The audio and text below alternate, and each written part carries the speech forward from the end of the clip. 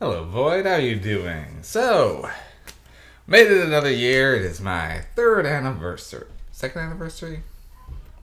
I've done this 2 years now. Regardless. Yeah, second anniversary.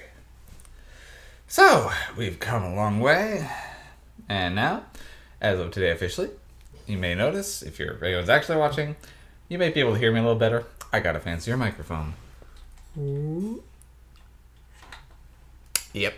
Quite happy with that. So thank you to my friend Cyber Ella for providing, for being too good to me. Anyway, so in year one of Talking to the Void, and in reviewing mostly horror films, I reviewed 169 movies and or shows. Last year, year dos, I reviewed 208. 39 more than I had. So, quite successful.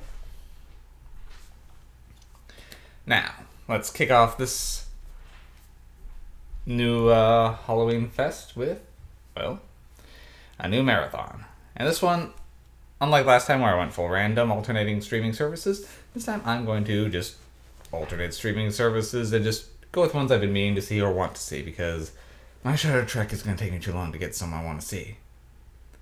First and foremost, Mad God. So, Mad God. It's one that's been on my radar, well, since it came out, due to I love animation, and, well, I love horror. So, this one kind of definitely,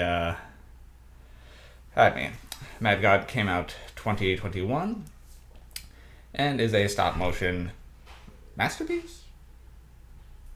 It's beautiful, it's twisted, and as a little unexpected high point, it's kind of almost silent. There is no dialogue in this film at all. A few random gibberings in the background or some recordings, but it's a very artsy kind of gross, which is a weird combination. It can be a little slow, but there's always something interesting to look at, so it's kind of one of those hard to figure out sort of things. It was written and directed by Phil Tippett, who is best known for his work on Jurassic Park and, I believe, Star Wars. Star Wars, Jurassic Park, RoboCop. He's got Starship Troopers.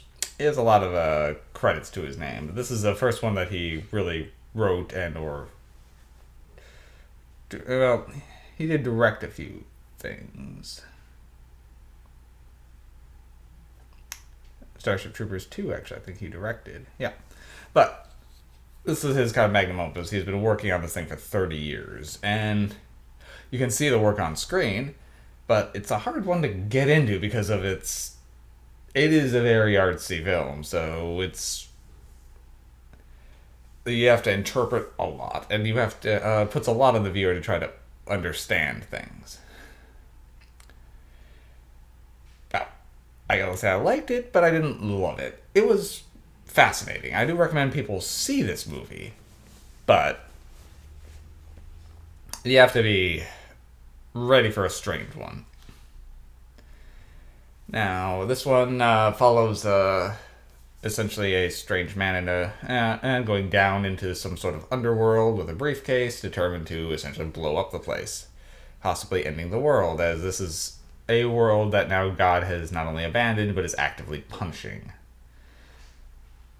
Who the Mad God is kind of nebulous, and whether he's insane or just angry, or both. But it's a twisted world where everything is horrible, there's no relief in sight, and cruelty abounds, and it is bloody, it's disgusting, and it's twisted. Meanwhile, as some of the people that are being sent down there are killed, they're dissected, and riches and new life are taken out of them, hopefully to try to birth a new, better world. This movie is weird and symbolic. That said, I did enjoy the movie, but not one I'm going to come back to often. On the MacGuffin scale, I can't quite get it into the good just because it is such a niche film that I can appreciate, but I don't know how much I liked, I guess. So I'll give it a 6 MacGuffins. Call it there.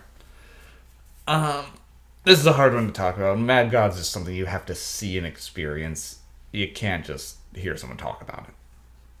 It's a Shudder original. I highly recommend looking into it.